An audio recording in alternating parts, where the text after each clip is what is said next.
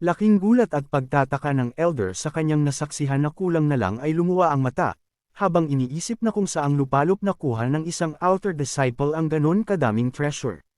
Samantalang ang ibang outer disciple ay isang treasure lang ang binibigay, pero ang ating bida ay daang-daang libong bises na mas marami ang dinala. Kinamusta ni Bai Yifan ang wala sa ulirat na elder dahil sa hindi kapanipaniwalang nasaksihan. Maya-maya pa ay biglang kumuha ng calculator ang elder at ngumiti ng napakalaki sabay sabi sa ating bida na kukwentahin nila ng maayos ang contribution points nito. Matapos ng mahabang kwentahan ay sumigaw ang elder at sinabing 240,000 contribution points lahat ang halaga ng mga treasure ng ating bida.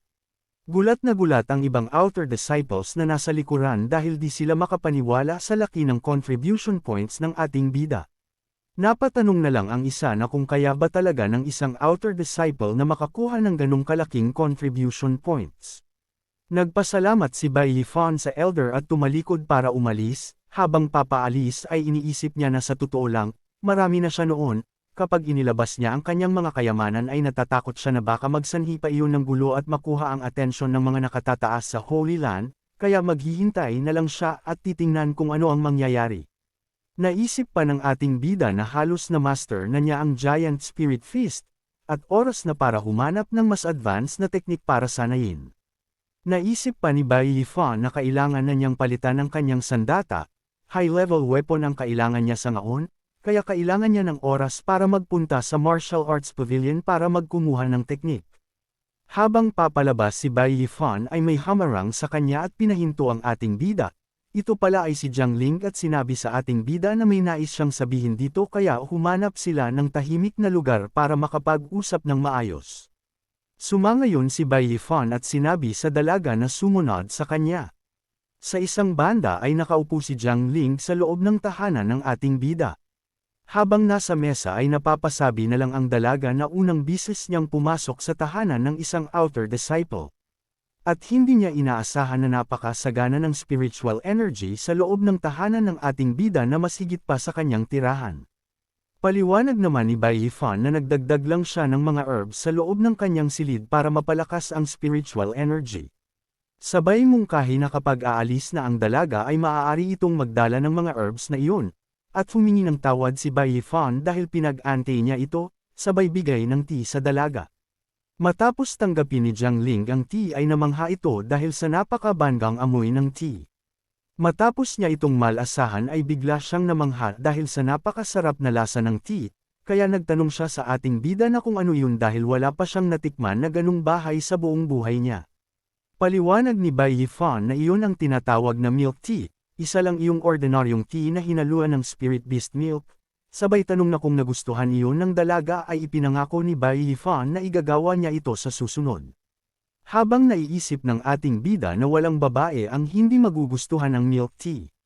Maya-maya pa ay sinabi na ni Jiang Ling ang kanyang pakay kung bakit niya gustong makita si Bai Yifan, dahil plano niyang ibigay kay Bai Yifan ang mga bagay na iyon. Di inasahan ni Bai Yifan ang madaming regalo na ibibigay sa kanya, hinawakan ng ating bida ang isang magandang espada, at salaysay ni Jiang Ling na iyon ang pseudo-spirit flying sword na nagngangalang Chun-Li. Sa pamamagitan ng soul power ay kaya nitong pumutol ng ulo ng isang tao mula sa ilang hakbang na distansya. Natuwa naman ang ating bida espadang kanyang natanggap. Iniabot pa ng dalaga ang isang aklat ng martial arts technique na tinatawag na Genjin Sword Technique, na kinuha pa niya mismo sa Inner Sect Martial Arts Pavilion para sa ating bida. Na ang basic sword technique na iyon ay maaaring sanayin ng nasa profound realm.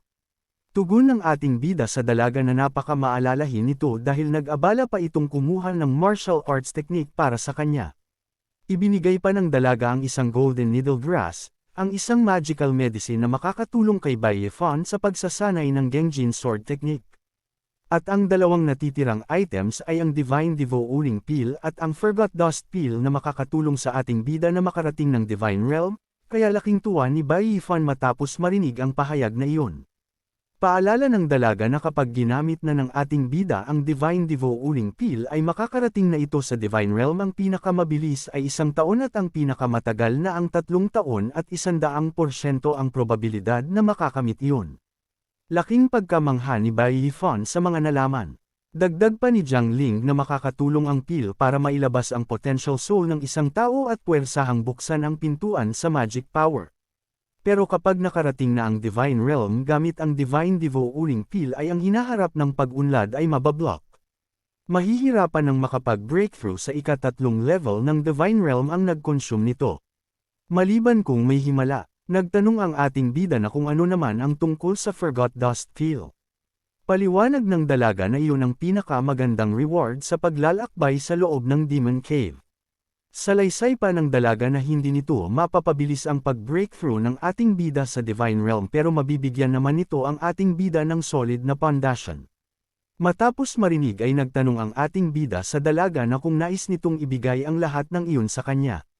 Sumangayon ang dalaga at sinabing noon pa sana niya ibibigay iyon kay Bai Yifan noon pa sanang kakalabas ni Bai Yifan ng Ghost Cliffs pero may mission na ibinigay sa kanya ang kanyang master kaya naantala.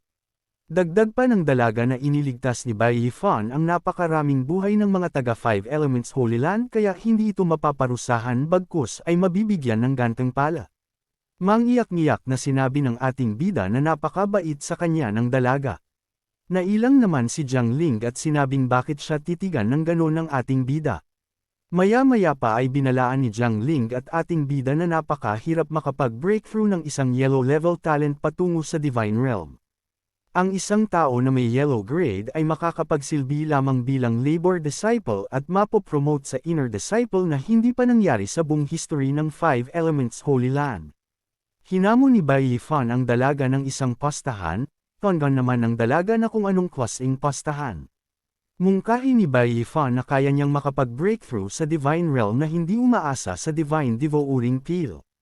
Kapag nakapag-breakthrough siya sa Divine Realm sa loob ng kalahating taon ay papayag si Jiang Ling na maging kanyang Daoist partner.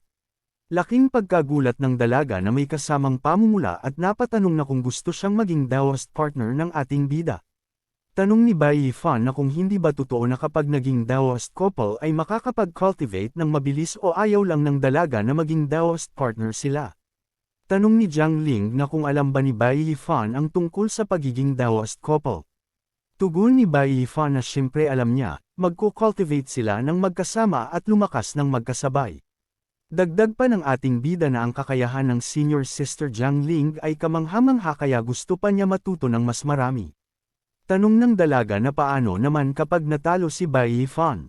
Tugon ni Bai Yifan na kapag siya ang natalo ay kawan siya ng dalaga. Pahayag ng dalaga na napaka-talino ni Bai Yifan dahil pabor dito manalo man o matalo.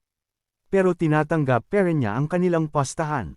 Mamula-mula ang mukha ng ating bida matapos marinig na pumayag ang dalaga. Habang nakatingin sa ating bida ay naiisip ni Jiang Ling na marami nang napagdaanan ang ating bida. Pero napakahirap makarating ang isang yellow level patungo sa Divine Realm, pero dahil sa pagiging mabuti ni Bai Yifan ay bibigyan niya ito ng kaunting pag-asa para ma-motivate. Sa isang banda masaya parent si Bai Yifan sa nangyari.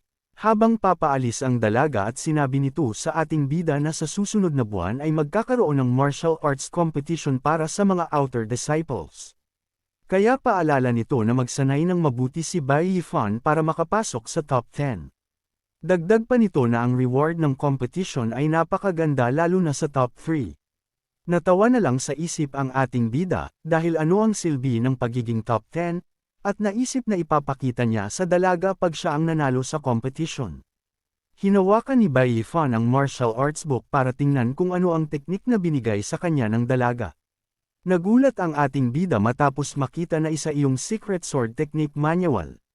Isang iyong ordinary at pure sword daw, nakatun lamang sa flying sword na kayang hatiin ang kalaban, na walang ginagamit na elemental power.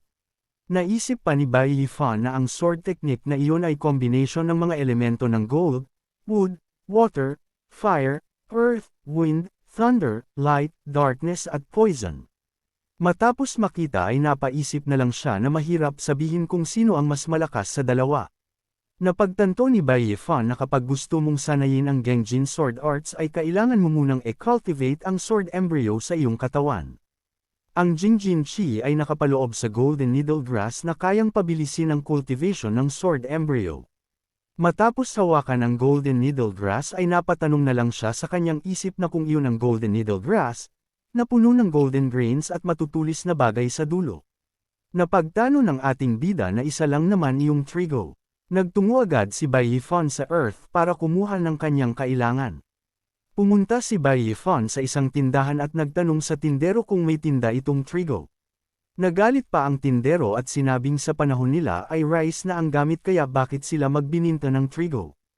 Ayon pa sa tindero na ang mga kabataan ay hindi tinuruan ng kanilang mga magulang ng mga bagay-bagay. Kaya inutusan nito ang ating bida na umuwi ng bahay at maglaro. Matapos noon ay tumingin si Bai Yifan sa kanyang cellphone at naisip na iyon na lang ang kanyang maaasahan. Sa isang banda, kalahating buwan ang nakalipas, nagtungo ang mga kaibigan ni Bai Yifan sa kanyang bakuran sabay tanong na ano ang ginagawa ng ating bida dahil hindi ito nalabas ng bakuran sa loob ng 10 araw. Masaya namang binati ng ating bida ang kanyang mga kaibigan habang may hawak na golden needle grass. Tanong ni Liu Wei sa ating bida na sa ilang araw na nakalipas ay kung naisipan ba nito na maging magsasakal na lang. Tangan ng ating bida na anong pinagsasabi nitong magsasakal, sabay utos na buksan ang mata nito at tingnan ang kanyang hawak. Nagulat na lang sila matapos makita na ang buong bakuran ni Bai Yifan ay puno ng golden needle grass. Salaysay ni Kalbo na ang golden needle grass ay napakamahal na kayamanan at kahit ang mga elders ay nahihirapang makakuha ng kahit 10 nito, sabay tanong kung paano si Bai Yifan nakapagpatubo ng mga ito. Manghang-mangha na naman si Liu Wei sa kanyang kaibigan. Mungkahi ni Bai Yifan kay Liu Wei na matagal na din matapos nilang subukan ang resulta ng pagsisinay ni Liu Wei, kaya inutos ni Bai Yifan na suntukin siya nito. Paliwanag ni Shinyo na baka nakalimutan ni Bai Yifan na si Liu Wei ay nagtataglay ng Taotai bloodline. Mula nang nasa Ghost Cliff si Bai Yifan ay nagsanay ng matindi si Liu Wei at kumain ng madami. At walang sino man sa Profound Realm sa ngayon ang may laban kay Liu Wei, kaya binabalaan niya ang ating bida na mag-ingat ito. Kumpiyansang sinabi ng ating bida na huwag magsalita ng mga basura, suntukin na lamang siya. Pinatabi ni Liu Wei ang dalawa dahil inutos ni Bai Yifan iyon, sumangayon na lang ang dalawa. Pahayag ni Liu Wei na huwag siyang maliitin ng ating bida. Nagpalabas ng malakas na enerhiya si Taba at ginamit ang kanyang Taotai Giant Spirit Method. Lumaki ng gusto si Liu Wei at inatake ang ating bida habang sinasabi na mag-ingat ito sa atake niya. Walang kahirap-hirap na sinangga ni Bai Yifan ang atake ni Liu Wei gamit lang ang isang kamay habang nagtatanong kung nagugutom ba si Liu Wei. Laking pagtataka ni Taba dahil nasangga ng walang kahirap-hirap ang kanyang atake. Mayabang na tinanong ni Bai Yifan na hindi sapat ang lakas ni Liu Wei sabay tanong kung hindi pa ba ito kumakain ngayong araw. Alay lang ng ating bida ang kanyang paa ay tumilapon na agad palayo si Taba. Namangha ang dalawa matapos makita ang isang bagay sa katawan ni Bai Yifan na naglalabas ng malakas na enerhiya, sabay napatanong na lang sa kanilang mga isip na kung ang nakikita nila ay ang sword embryo. Habang nakaupo sa lupa ay sinabi ni Liu Wei na nakondensed na ni Bai Yifan ang sword embryo kaya andayan ito. Naghanda ng pag-atake si Bai Yifan at sinabi hindi pa siya tapos kaya subukan naman nito ang kanyang gagawin. Sa sobrang takot ni Liu Wei ay napatakip na lang ito ng mukha at inamin ang kanyang pagkatalo kaya sumuko na ito. Pagtingin niya sa kanyang likuran ay nakita niya ang mga butas na likha ng atake ng ating bida. Napaisip na mabubutas ang kayang katawan kung tinamaan siya noon. Napatira pa na lang si Liu Wei at inamin na talo na siya. At sinabing napaka-abnormal ng bilis ng paglakas ni Bai Yifan. Sinabi ni Bai Yifan na wag na siya nitong purihin dahil baka madala lang siya sa mga papuri nito. Masayang naiisip ni Bai Yifan na ang magic ng sword embryo ay may kakayahan na i-transform ang chi at blood patungo sa Genjin sword chi, napakadali na lang sa kanya makapag-perform ng sword technique. Naisip pa niya na kapag nalaman iyon ng kanyang senior sister Jiang Ling ay panigurado na magugulat ito. Agad siyang lumakad at pumitas ng golden needle grass para i-refine at palakasin ang sword embryo. Sa isang banda humiling si Taba na sana wag na silang isali sa nais nito. Makalipas ang isang buwan sa araw ng competition ng mga taga-outer sect. Nang tipon ang lahat sa paggaganapan ng paligsahan. Maya-maya ay dumating ang ating bida kaya pinag-usapan siya ng ibang mga taga-outer sect. Ayon sa isang outer disciple na pinatay ng ating bida si Wang Teng sa daan ng Obsidian City, pero nasentensyahan lamang ito ng 3 buwan na pagkakakulong. Salaysay pa ng isa na nakakuha si Bai Yifan ng Ancient Treasure Medicine at ibulgar ang tungkol sa Fire Cloud Demon Marquis para magkaroon ng ganong kalaking achievement, pero hindi pa rin iyon sapat para patawarin. Napabuntong hininga na lang si Bai Yifan dahil siya ang topic sa mga usapan ng mga taga-outer sect. Maya-maya pa ay may tumawag sa ating bida.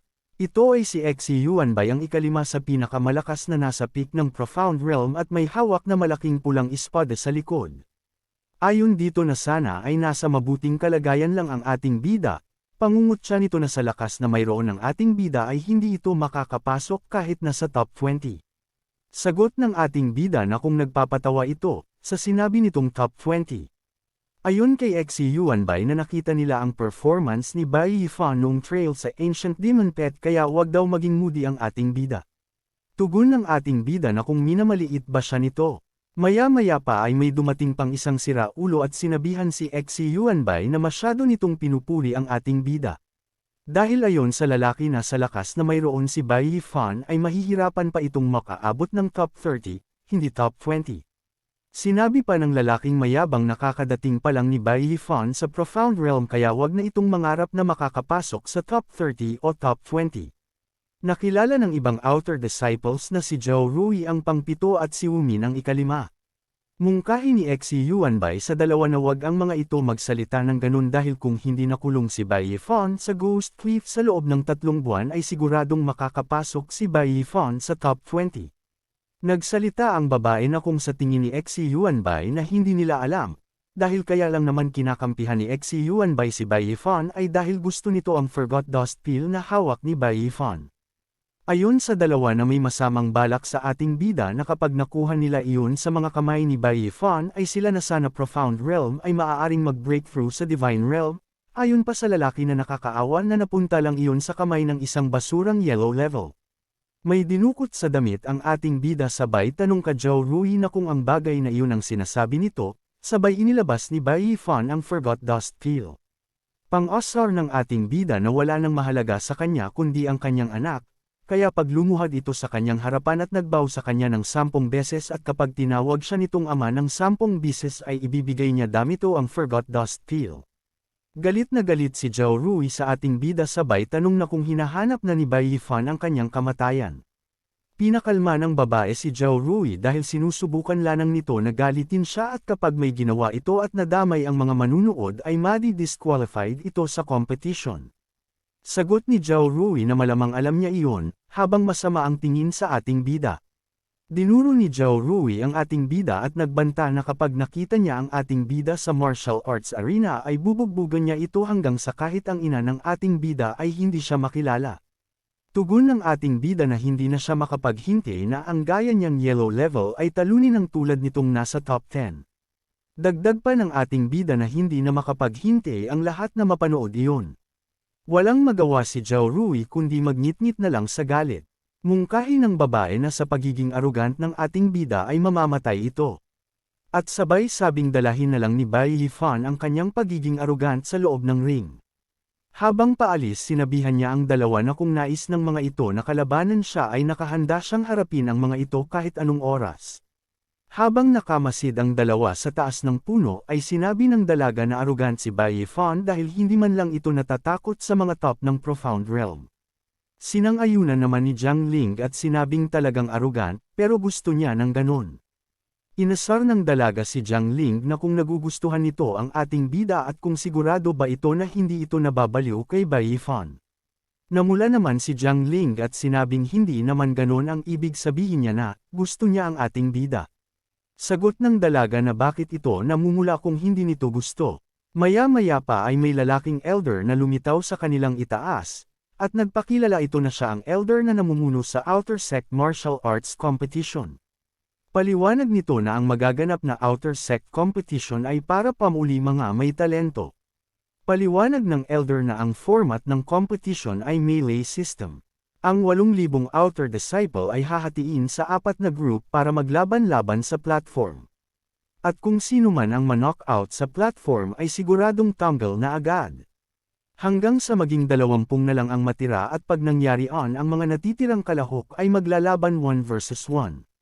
At karagdagan makakaranas ang mga kalahok ng life and death battle para palakasin ang spiritual at alisin ang takot at maging daan sa pagbabukas patungong divine realm. At sa tournament maaaring patayin ang kalaban maliban kung susuko ito. Sinabi na din ng Elder ang reward ng top 10 ng tournament, para sa first place, ang pseudo-spiritual weapon water ang fire robe. Second place, pseudo-spirit level body technique, blood rush. Sa third place ang pseudo-spiritual potion, the violet sun peel. Sa isang banda habang nakikinig ay naiisip ni Bai Yifan na ang mga rewards ay hindi na rin masama. Matapos ng paliwanag ng Elder ay sinimulan na ang tournament at ang mga nasa Enlightenment Realm at Profound Realm at pinapasok na ng martial arts stage para maglaban-laban. Inatake agad ng isang disciple ang ating bida ng Falling Leaf Palm dahil matagal niyang inintay na makaharap ang ating bida. Pero hindi pumayag ang ating bida kaya binigwasan niya ng sipa ang disciple, bagsak agad ang kalaban ni Bai Yifan na halatang nadismaya ang ating bida. Habang ang iba ay naglalaban sa kanyang likuran. Sinabi ng ibang disciples na atakihin nila ng sabay-sabay si Bai Yifan. Napalibutan ng mga outer disciples si Bai Yifan at sinabi ng isa na mas mabuti pang sumuko na lang sa laban si Bai Yifan kaysa mamatay ito. Ayon sa isa na walang silbing kausapin pa si Bai Yifan, kaya bugbugin na lang nila at sipin palabas ng stage. Sinabihan ng ating bida ang mga outer disciples na gumawa en pagkakamali ang mga ito habang nagkakamo ng tainga. Sa isang atake lang ay nagsitilapon ang mga outer disciples na nakapalibot sa kanya at walang kahirap-hirap na pinabagsak ang mga ito. Nagsigawan ang mga outer disciples at namang dahil sa isang atake lang ay halos pinabagsak na niya ang karamihan sa mga kalahok. Sabi pa ng isang disciple na wala lang yun kumpara sa ginawa ni Zhao Rui. Dahil nasa ilang daang outer disciple ang pinabagsak nito. Nagsipag-atrasan na ang ibang outer disciples at sumuko dahil wala silang laban kay Zhao Rui. Ilang sandali lang ay nakapasok na sa top 20 si Zhao Rui at Bai Yifan kaya silang dalawa ang maglalaban ng one-on-one sa stage. Binyantaan ni Zhao Rui ang ating bida na makikita nito ang sasapitan nito mamaya. Nang magsisimula na ang kanilang laban ay naglabas ng espada si Zhao Rui habang sinasabi na dahil pinahiya siya ni Bai Yifan ay magiging maingat siya at maawin para sa ating bida. Sagot ng ating bida na kung ano pa ang dinadada nito at kung maglalaban ba sila o hindi. Naghanda ng umatake si Zhao Rui gamit ang kanyang ancestral demon-slaying sword, at kumilos ng napakabilis gamit ang Bao Shadow. Isang daliri lang ang ginamit ni Bai Yifan at naglabas ng enerhiya sa daliri habang sinabi kay Zhao Rui na ang disciple na nasa listahan ng malalakas ay ganito lang kaina. Isang atake lang ng daliri ni Bai Yifan sa dibdib ng kalaban ay butas agad ito. Napamura na lang si Zhao Rui dahil isang atake lang ay nasira na agad ang kanyang spiritual defense na nagpaprotekta sa kanyang buong katawan. Nagulat si Jiang Ling dahil na perpekto ni Bai Yifan ang skill na iyon, habang napapaisip kung saan kumuha ng maraming golden needle grass si Bai Yifan. Tanong ng dalaga na ano ang nangyayari, sagot ni Jiang Ling na binigay niya kay Bai Yifan ang golden finger technique. Dagdag pa ni Jiang Ling na para maperpekto ang technique na iyon ay kinakailangan ng madaming golden needle grass at ang isang normal na tao ay hindi kayang ma-afford at ma-perfect iyon. Pero si Bai Yifan ay nagawang sanayin iyon. Tanong ng dalaga na kung si Bai Yifan ay sekretong malamang young master. Kinuha ni Bai Yifan ang espada ni Zhao Rui at tinutok dito at tinanong kung may pakialam ba ito sa kanyang espada.